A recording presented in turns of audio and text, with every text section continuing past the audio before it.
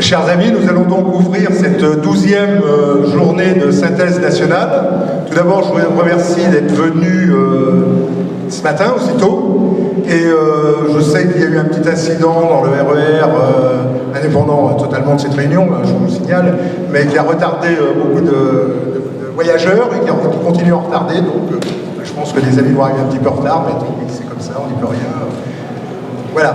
Bon, donc cette 12e journée de synthèse nationale est importante, évidemment, comme les précédentes d'ailleurs, vous me direz, mais elle est importante parce que nous avons réuni à cette occasion un certain nombre de personnalités venues de l'ensemble de notre famille politique et bien au-delà de la famille politique française, puisque nous avons le plaisir, évidemment, de recevoir notre ami Gabriele Adinolfi et notre ami Juan Antonio López de Herrera de Barcelone, qui est le... Valence, mais je l'ai vu à Barcelone, c'est bon. C'est pas très loin. De Valence, qui nous a fait l'amitié de venir aujourd'hui pour participer à cette réunion. Vous le savez, l'an dernier, au moment où il y a eu en Catalogne et en Espagne les problèmes que nous savons, synthèse nationale fidèle à la tradition d'une Espagne une grande et libre, avait défendu l'unité de l'Espagne. Et dans ce cadre, Juan Antonio m'avait invité à venir faire une conférence au mois de mai à Barcelone, une très belle conférence, il y avait beaucoup de monde, c'était très sympathique, sur l'unité de l'Espagne. Et aujourd'hui, je suis très heureux de le recevoir ici. Et vous savez combien l'Espagne, cher Juan Antonio, compte pour nous. Et d'ailleurs, j'en profite pour souligner le travail qui a été fait depuis des années et des années en France par le Cercle franco-hispanique et qui a un stand ici, et ce qui permet justement d'avoir des relations suivies avec la politique espagnole et ce qui se passe en Espagne, surtout en ce moment où là-bas aussi, il semblerait qu'il y ait un frémissement du côté de la droite nationale, ce dont nous ne pouvons que nous féliciter. Voilà, donc vous pouvez applaudir mes amis espagnols.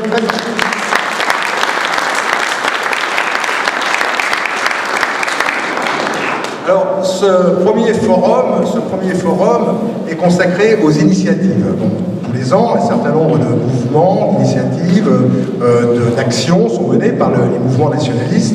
Et donc ce matin, nous allons parler d'un certain nombre d'initiatives, mais qui ne sont pas uniquement des initiatives politiques, qui peuvent être aussi des initiatives éditoriales de gens qui ont écrit des livres sur des thèmes bien précis ou qui ont abordé des sujets bien précis. Et ce sera le cas, par exemple, de Jean-Claude Rollinat. Jean-Claude Rollinat, que vous connaissez, qui collabore régulièrement à la revue Synthèse Nationale, qui a édité un certain nombre de livres, en particulier récemment un livre qui s'intitule « La bombe africaine et ses fragmentations », un livre dont il vous parlera peut-être, c'est peut-être un de tes sujets de conversation, mon cher Jean-Claude. Et donc voilà, nous avons aussi, j'ai le plaisir d'avoir à ma droite, Emmanuel Albar. Alors Emmanuel Albar, vous le connaissez, puisqu'il y a 2 ans, il a publié 2 livres.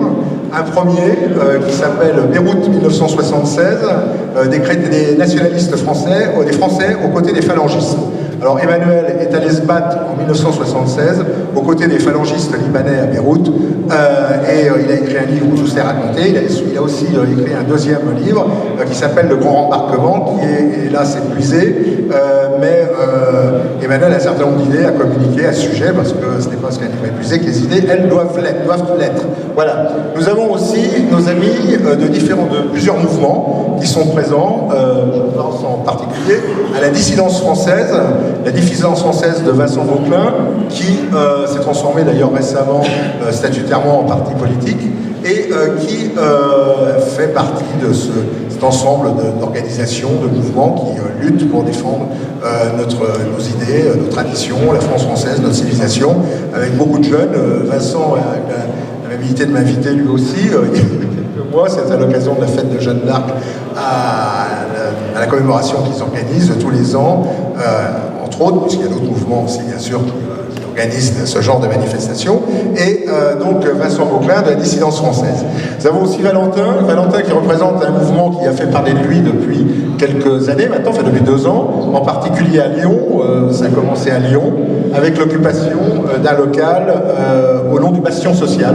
Et le Bastion social, depuis, s'est développé dans plusieurs villes, a organisé des sections, a ouvert des espaces de liberté, un petit peu de tout ça, et je pense qu'il nous en parlera aussi tout à l'heure, donc pour le Bastion social. Enfin, j'ai invité aussi quelqu'un que vous connaissez, que vous voyez tous les ans en journée de synthèse, mais il n'est jamais venu à la tribune, et pourtant il a beaucoup de choses à dire, puisqu'il nous aide beaucoup au niveau de l'organisation, mais c'est un syndicaliste important, parce que c'est l'un des responsables franciliens du principal syndicat de commerçants et d'artisans qui s'appelle le Sidunati, que vous connaissez, qui est majoritaire aux élections professionnelles à Paris dans ce domaine, dans le domaine des commerçants et des artisans. Et Gérard Orget, j'en profite pour le remercier pour toute l'aide qu'il m'a apportée depuis la création de Synthèse Nationale. Gérard Orget, tout à l'heure, va nous parler d'un problème important dont personne ne parle et que la classe politique française, évidemment, essaye plutôt d'oublier, et qui concerne une partie importante de notre vie, à savoir la ville et les commerçants, tout ce que ça peut représenter dans un centre-ville pour nous. Voilà. Donc voilà un petit peu le colloque, le forum sur les initiatives. Cet après-midi, il y aura un deuxième forum qui sera consacré à la réinformation. La réinformation, alors à ce forum participeront plusieurs journalistes, plusieurs responsables de sites, de radio. Il y aura Arnaud Menu, l'ancien directeur de Radio Liberté, enfin il a arrêté il y a quelques semaines, mais enfin qui connaît bien le problème de la réinformation, qui est journaliste.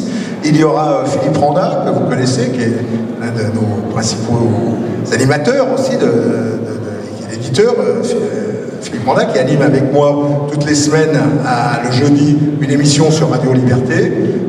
Il y aura aussi d'autres intervenants dont on parlera cet après-midi, donc pour ce forum, sur la liberté d'expression et sur la réinformation. Et il y aura aussi une partie de ce forum qui sera consacrée à un événement qui n'a échappé à personne et auquel nous autres, à Synthèse Nationale, et je pense que c'est le cas de la plupart des lecteurs et des amis de Synthèse Nationale, c'est un événement qui a marqué ces dernières années, un événement scandaleux, c'était l'affaire Méric, et les condamnations récentes de deux militants nationalistes, Esteban et Samuel, qui ont été condamnés à notre avis injustement. Et de tout ça, nous parlerons cet après-midi avec Serge Ayoub et Aristide Lecat du quotidien Présent, qui a couvert le procès pour le quotidien Présent. Et enfin, il y aura donc une partie musicale, et ensuite, avec Dr Merlin et Cro-Blanc, et ensuite, il y aura aussi le meeting politique, bien sûr, au cours duquel prendront la parole nos invités, mais de tout ça, nous reparlerons plus tard dans l'après-midi, puisque vous avez tous eu le programme, donc ça sera aux alentours de 16h cet après-midi. Mais maintenant, je vais laisser la parole à Hugues Bouchu. Hugues Bouchu, qui est là, voilà, qui est le président des Amis franciliens de Synthèse Nationale. Hugues, c'est à toi.